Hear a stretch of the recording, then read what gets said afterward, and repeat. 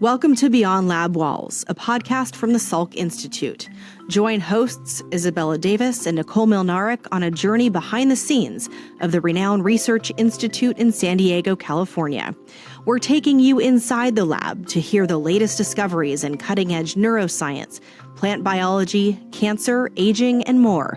Explore the fascinating world of science while listening to the stories of the brilliant minds behind it.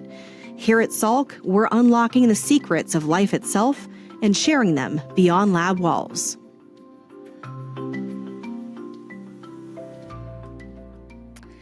Today, we're coming to you with a special video episode of Beyond Lab Walls, recorded live from Salk's Conrad Prebys Auditorium. Instead of our regular hosts, you have me, Michelle Chamberlain, Vice President of Advancement at the Salk Institute. And this episode is centered around a very special theme: science can't wait. Right now, we're at a pivotal point for scientific research. The pace of discovery is accelerating, the potential for impact is unprecedented, and it's clear that advancing knowledge has never been more critical, nor more challenging. Despite unilateral support for research, there are deep divides about who should pay for it and what areas of exploration should be supported. Changing funding landscapes only add to the urgent need for bold investment in early-stage foundational research like what is pursued at the Salk.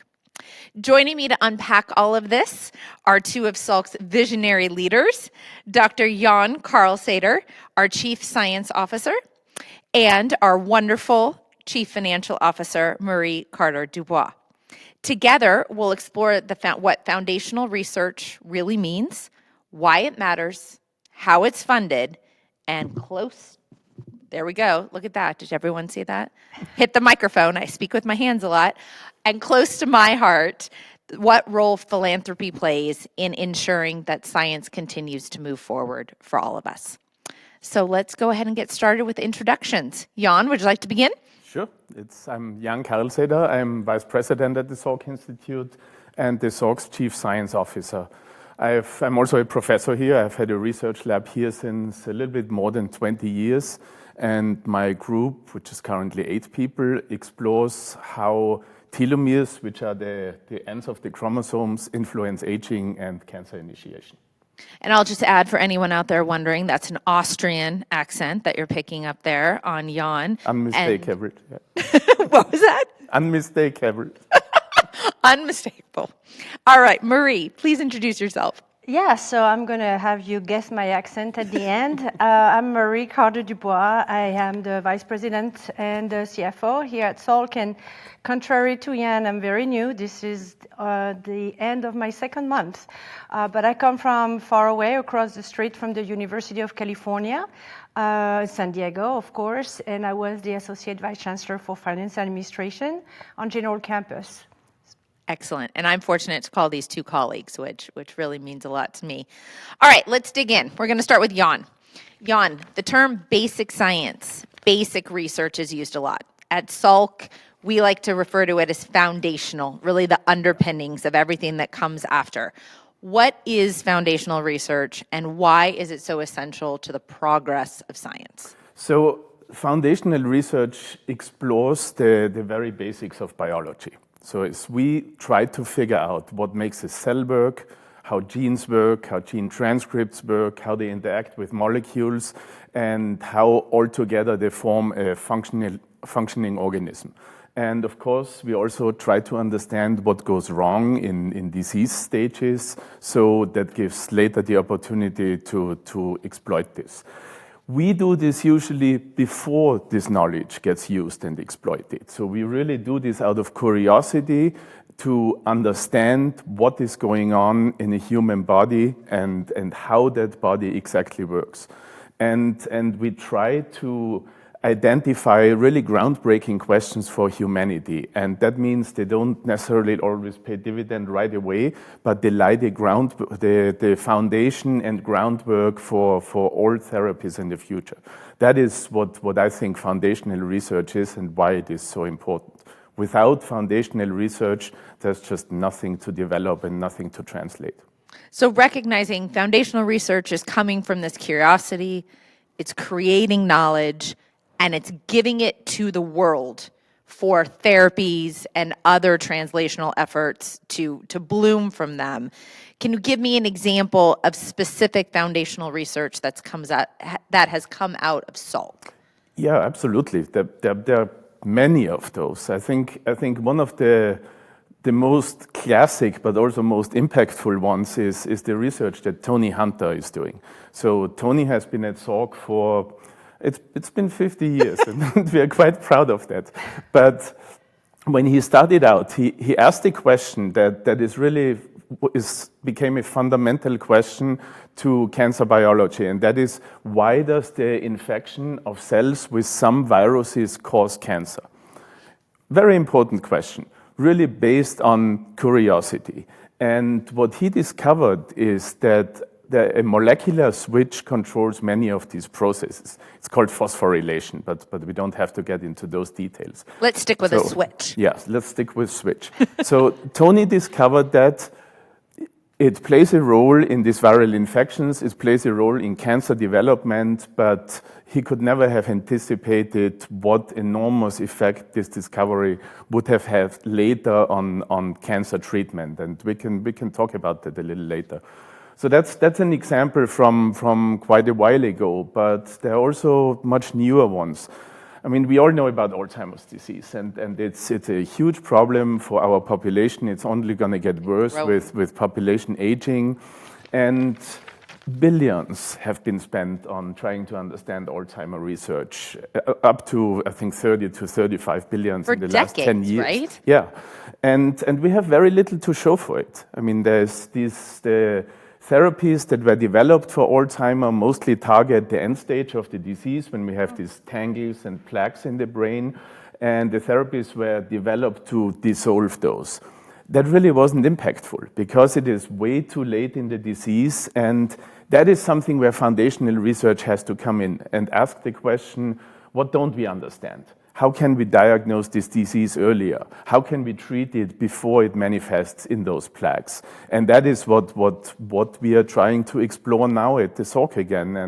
And our research leads us to believe that genome stability and chronic inflammation plays a major role there, which now gives us something to explore that has not been explored before. I appreciate that example because it shows that if we don't understand the foundational underpinnings of Alzheimer's, how can we ever expect there to be a therapy, a prevention, a cure? Exactly. Yeah. Excellent. Yeah. So wrap all that up together and close to my comms heart, make the pitch. What makes foundational science such a vital investment, a worthy investment for our future?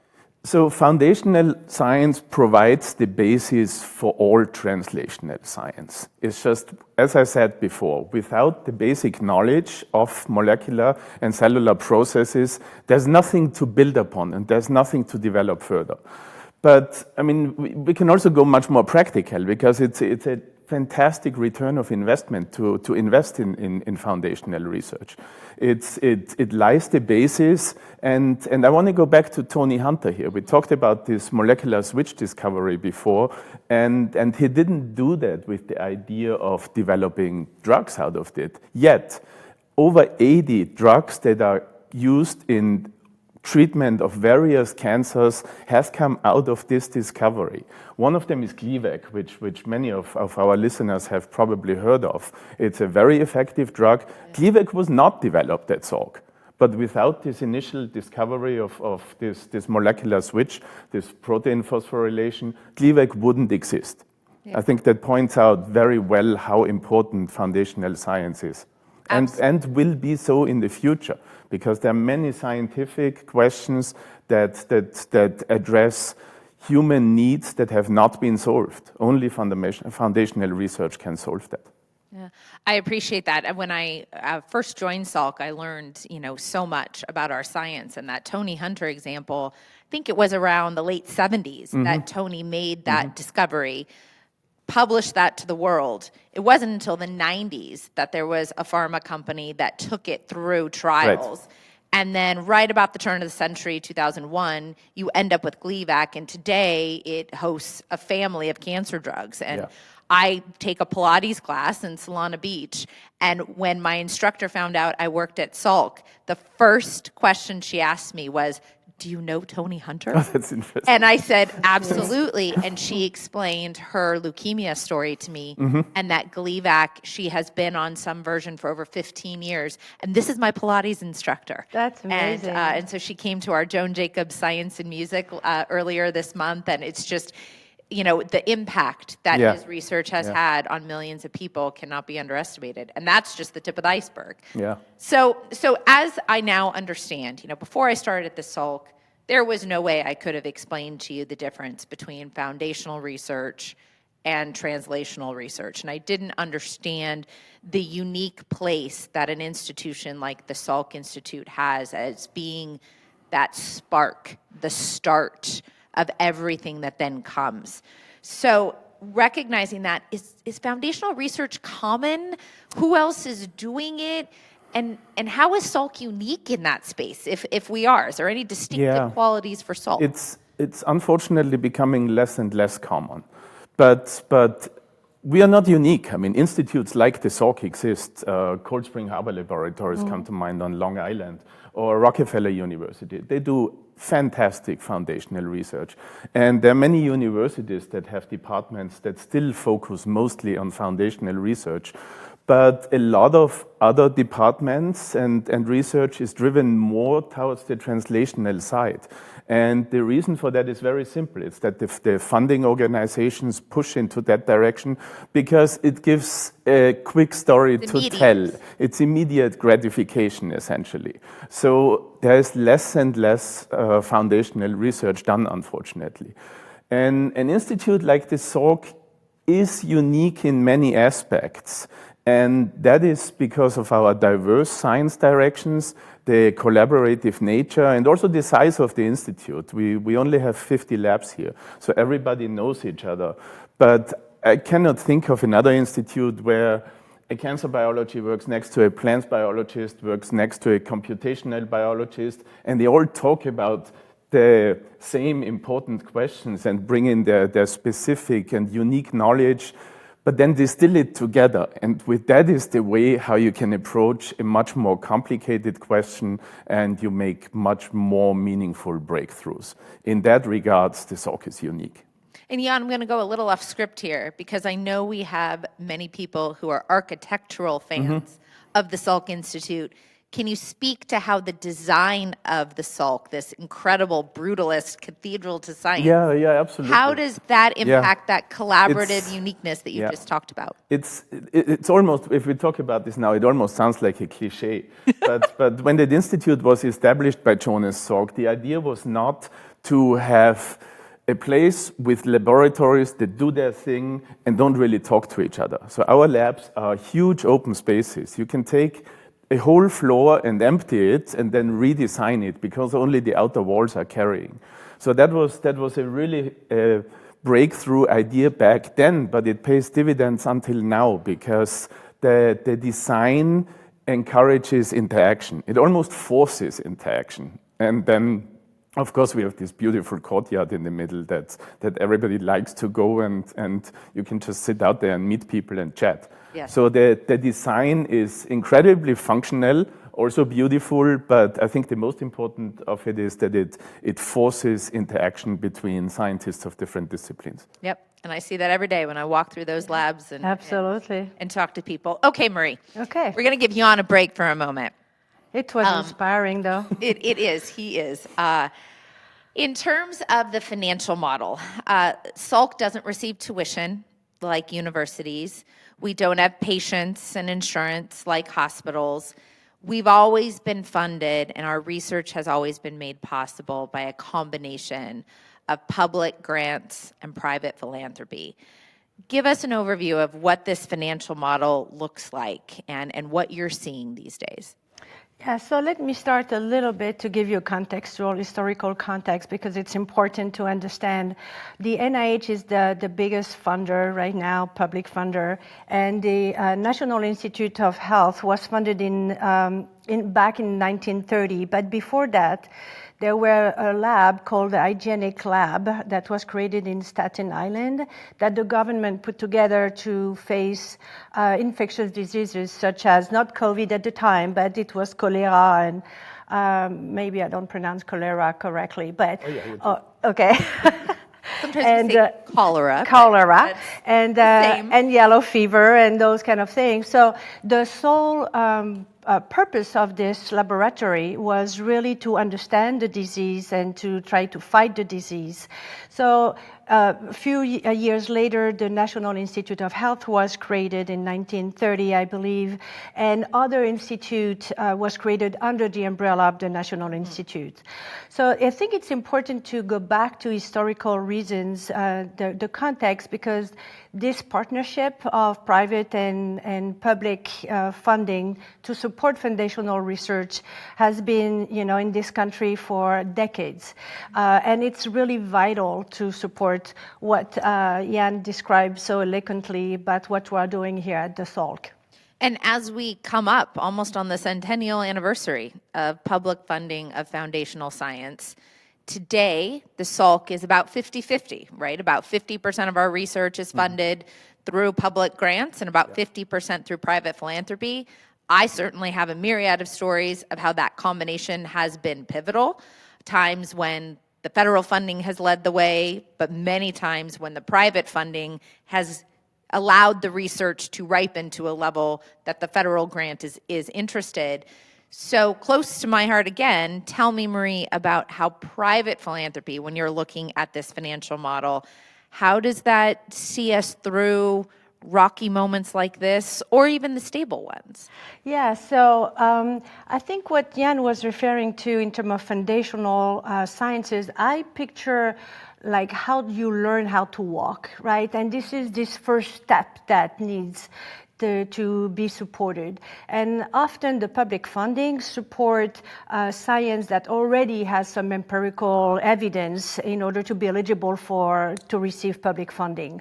So the private philanthropy is so important because it really helps this first step that can be less attractive to people because not understood, but it's so critical. And this is what we are doing here. We are really at the essence, at the beginning of this discovery. And this is what this partnership of public funding with private funding is key. And we are here, I believe the name of the podcast is Science Can't Wait, because we cannot stop and go. We have to, once we take the first step, we need to continue to walk in order to arrive to discovery, as Jan was mentioning. Yeah, I think when I talk to our private supporters who, just have the most incredible stories about their attraction to Salk Science, that high risk, high reward, those big questions, they're very attracted to that. And in fact, on December 4th, we'll have a great event for all of our donors that's focused on innovation and impact. It was back in 2006 when Dr. Irwin Jacobs gave us the funding for the very first innovation and collaboration grants. Yeah. And these are not big chunks of money, but it encourages our scientists to come together and ask those questions. And when you look at the leverage that has come from those small dollars, I mean, you're just talking about millions and millions of other funds that have been attracted to them. So very exciting. All right, so for both of you, we all are tracking the headlines every day about what's happening with federal budgetary uncertainties, growing competition for research grants, rumors, facts, it's all in there. At this moment, the federal government is shut down. We've been shut down for about a month, and we're not sure exactly where that's going. That's adding to the uncertainty and dare I even say anxiety.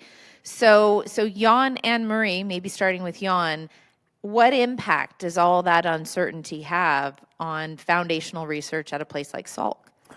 Yeah, you're asking really many questions there. So let's start with the NIH and how it impacts the NIH. Okay. So for us, the NIH is really a numbers game. So the NIH gets a certain budget assigned from Congress, and then they distribute this budget into the different institutes at the NIH, such as the NCI, the National Cancer Institute, or the National Institutes on Aging.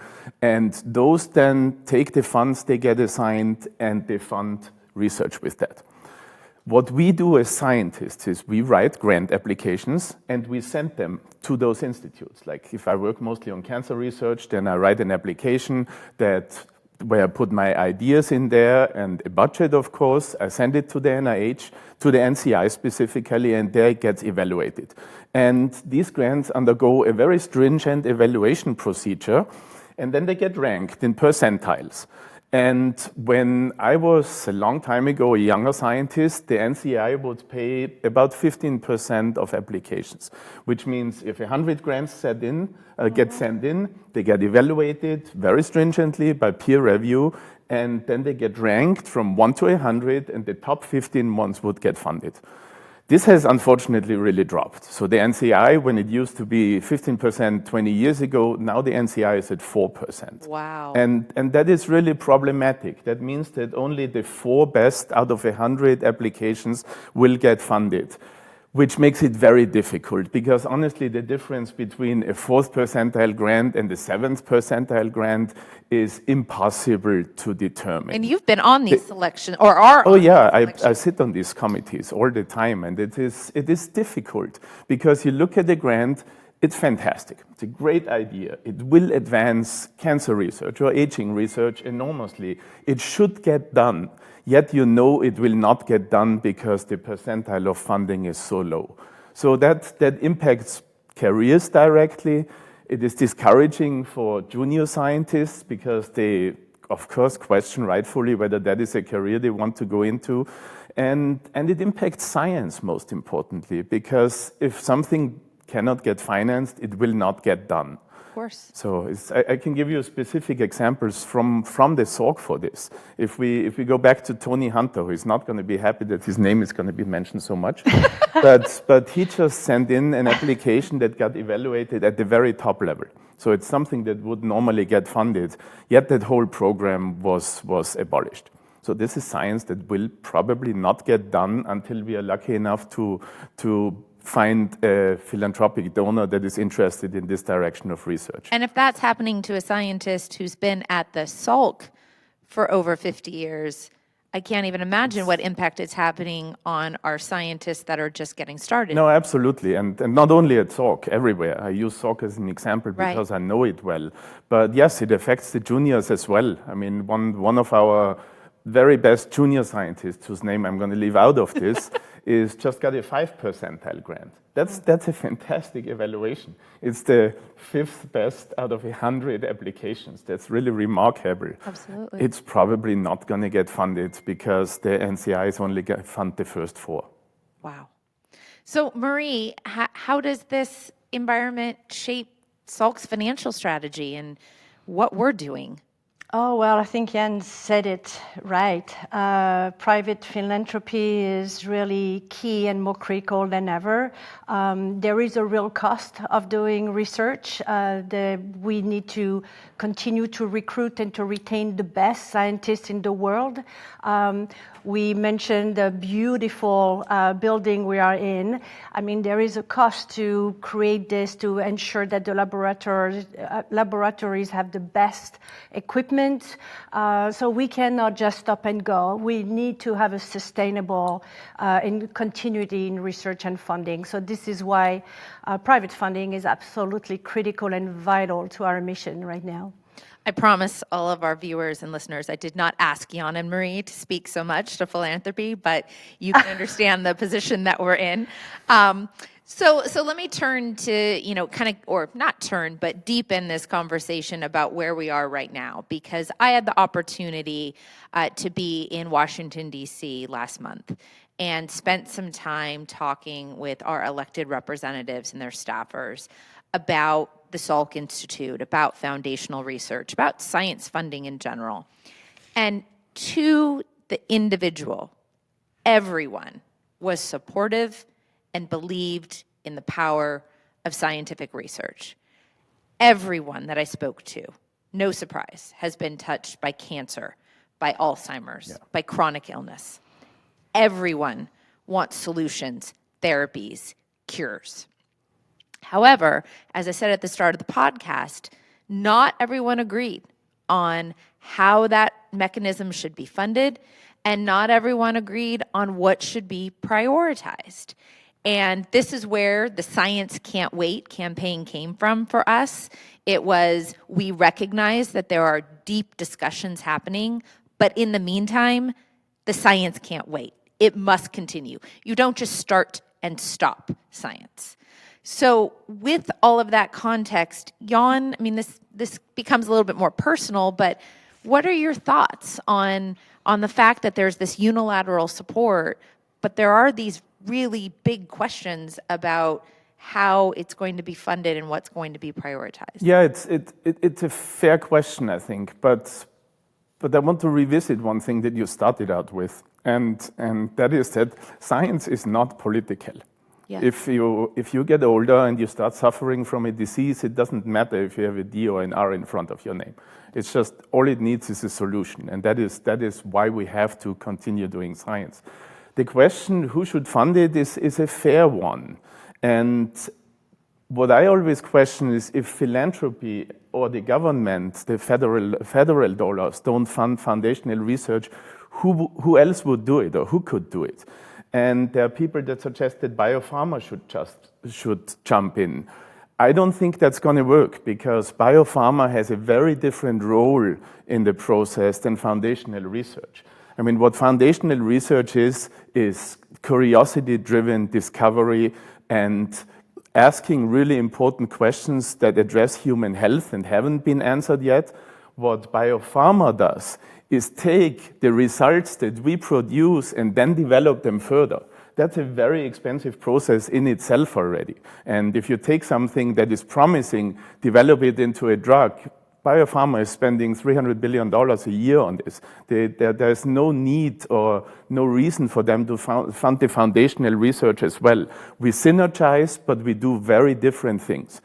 We're also beholden to very different identities. I mean, what foundational research is beholden to is excellent research, truth, and the taxpayer.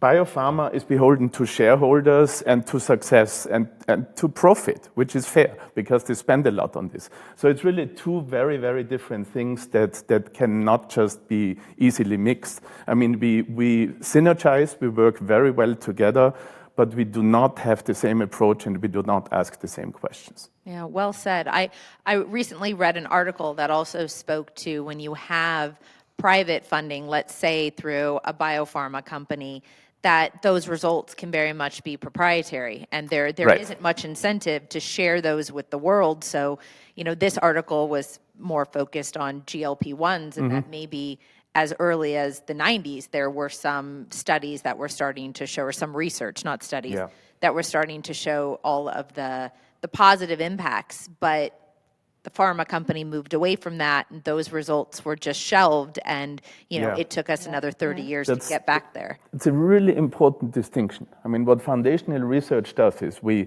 ask questions, we answer them, and then we make the answers available to everybody essentially for free because they get published and everybody can read them and look them up.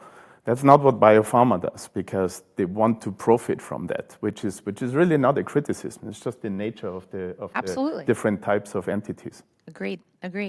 All right, so we're looking up at my little clock here, coming up on our 30 minutes. So last question, science can't wait.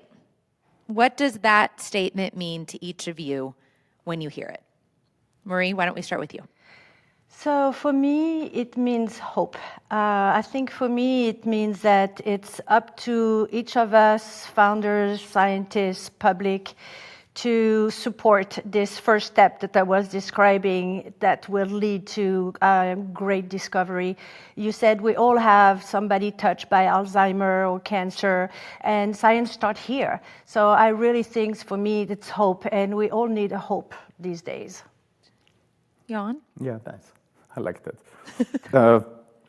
To me, it means that discovery-driven science cannot not just be put on hold, because the questions and the challenges don't go away. If we don't address them now through the research that we do, we will not have the answers tomorrow that we need for the next generation of therapies. Yeah, I like that. Someone approached me about this recently and said, So if you stop funding foundational research, you're basically saying, we know everything we need to know about cancer. We know everything we need to know about Alzheimer's. Exactly. And you can ask anyone on this planet, and no one would say you're right to that. Yeah. Well, I want to thank both of you for joining. You are just two delightful colleagues, and the Salk Institute and the future of science in the world is just so grateful to have your contributions. For our audience, we have just a couple of takeaways. If you continue to be, interested and deserving and desiring, I should say, of progress in cancer, Alzheimer's, chronic illness, know that new therapies and even cures and innovations, they start with foundational science. And we need to make sure that they are around for not only us, but for our children and for our grandchildren. And in order to do that, we have to invest in foundational research today. We've always relied on a combination of federal funding and private philanthropy. We hope very much that that combination continues. But in the meantime, it is the private philanthropy that can really continue the science and make sure we don't have a break. And finally, the science can't wait. And if you'd like to learn more about how you can join us in this endeavor, please visit salk.edu/can't-wait. And together, we'll ensure that that discovery continues. Thank you so much for joining us. Thank you. Thank you, Michelle.